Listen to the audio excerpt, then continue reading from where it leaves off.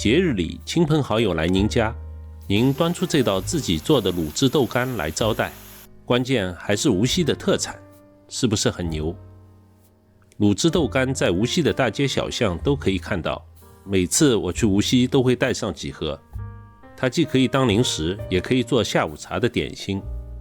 它的口味咸甜，豆干软嫩又饱含酱汁，除了自己吃，送人也很不错。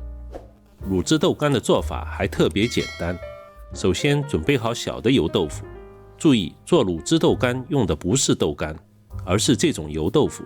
油豆腐的挑选方法在上期视频中已经做过详细介绍，其他的还用到香叶、八角和陈皮，没有陈皮也可以不用，影响不大。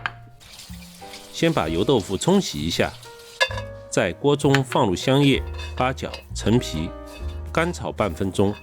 当你闻到香味后，倒入油豆腐。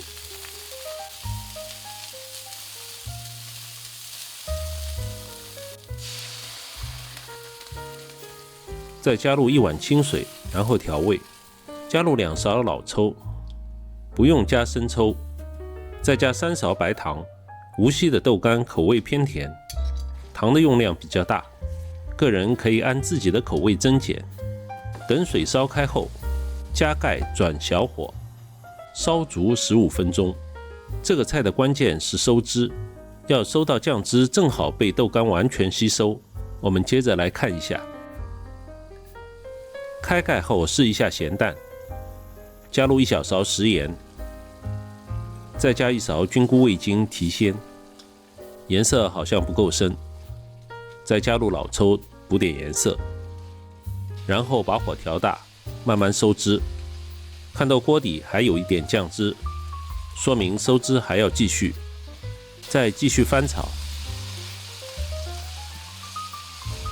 可以用锅铲压一下。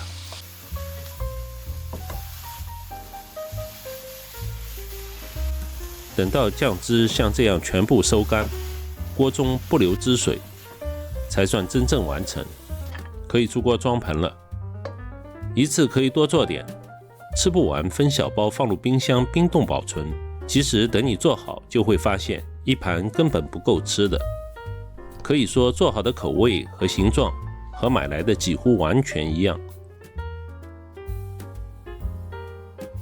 做好的卤汁豆干口感软嫩肥厚，豆干里满满的酱汁，口味鲜中带甜，透着豆腐的香味，非常美味。